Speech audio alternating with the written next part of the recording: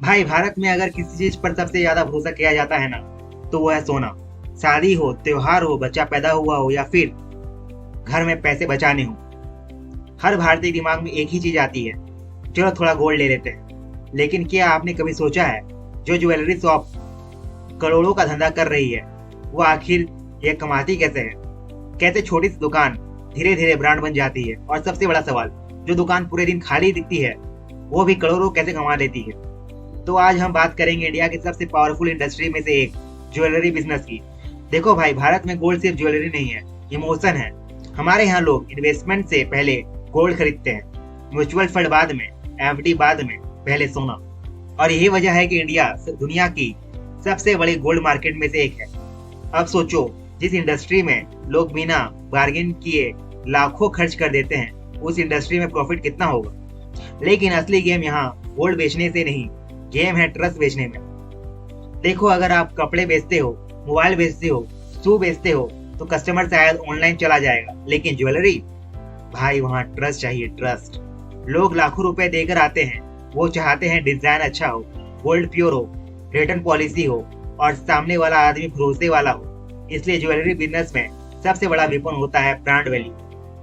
अब एक सवाल, सोना तो हर दुकान में सर सेम रेट पर होता है, फिर लोग तनिष्क, कल्याण ज्वेलर्स, मालाबार, पीसे ज्वेलर्स, इन बड़े नामों के पास क्यों जाते हैं? क्योंकि भाई, लोग ज्वेलरी नहीं, कॉन्फिडेंस खरीदते हैं। उन्हें लगता है यहाँ चीटिंग नहीं होगी, और यही कारण है कि छोटे ज्वेलरी स्ट्रगल करते हैं। अब यहाँ आता है सबसे इंटरेस्टिंग पार्ट। आपने कभी नोटिस किया होगा, कुछ ज्वेलरी शोरूम अंदर से पैलेस जैसे लगते हैं, highlights, huge mirrors, luxury sofa. ऐसा क्यों? क्योंकि ज्वेलरी सिर्फ प्रोडक्ट नहीं है, ज्वेलरी एक्सपीरियंस है, लग्जरी है। कस्टमर जब अंदर घुसता है ना, उसे फील होना चाहिए कि वो स्पेशल है। और साइकोलॉजी कहती है, जितना प्रीमियम माहौल होगा, उतना ज्यादा कस्टमर एक्सपेंसिव चीज खरीदेगा। अब एक हिडन ट्रैक बताता हूँ। ज्वेलरी शोरूम में लाइटिंग सबसे डेंजरस वेपन होती है, क्योंकि वही लाइटिंग से 10 लाख का हार 20 लाख का दिखने लगता है। और गलत लाइटिंग में सोना भी पीतल लग सकता है। इसलिए बड़े ब्रांड लाइटिंग पर करोड़ों रुपए खर्च करते हैं। अब आपने देखा होगा, शादी की ज्वेलरी खरीदने वाले लोग 3-4 घंटे बैठते हैं। क्यों? क्योंकि वो रोज ज्वेलरी नहीं खरीदते, वो लाइव इवेंट खरीदते हैं। और स्मार्ट ज्वेलर यही समझता है, इसलिए एसी परफेक्ट होगा, स्टाफ पोलाइट होगा, टी कॉफी मिलेगी, मिरर परफेक्ट होगा। क्योंकि जितना ज्यादा कस्टमर बैठेगा, उतना ज्यादा चांसेस है कि वो ज्यादा खरीदेगा। अब सबसे बड़ा मिथ तोड़ देता हूँ, ज्वेलरी का प्रॉफिट गोल्ड रेट से नहीं होता, profit making charges and design से होता है। मतलब गोल्ड प्राइस तो मार्केट डिसाइड करता है, लेकिन डिजाइन एक्सक्लूसिव होता है, जो ज्वेलरी एक्स्ट्रा पैसा लेने के लिए तैयार रहता है।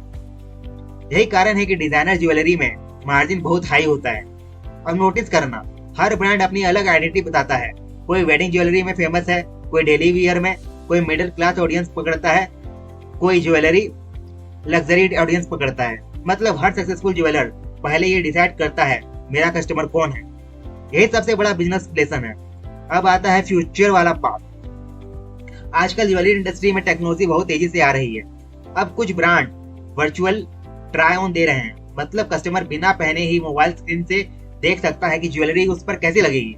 और ऑनेस्टली ये जीनियस आइडिया है, क्योंकि प्रोडक्ट खराब नहीं होगा, वीआई इंटीरियर कम होगा, कस्टमर ज्यादा एंगेज होगा, और सबसे बड़ी बात, कस्टमर इमोशनली अटैच हो जाएगा।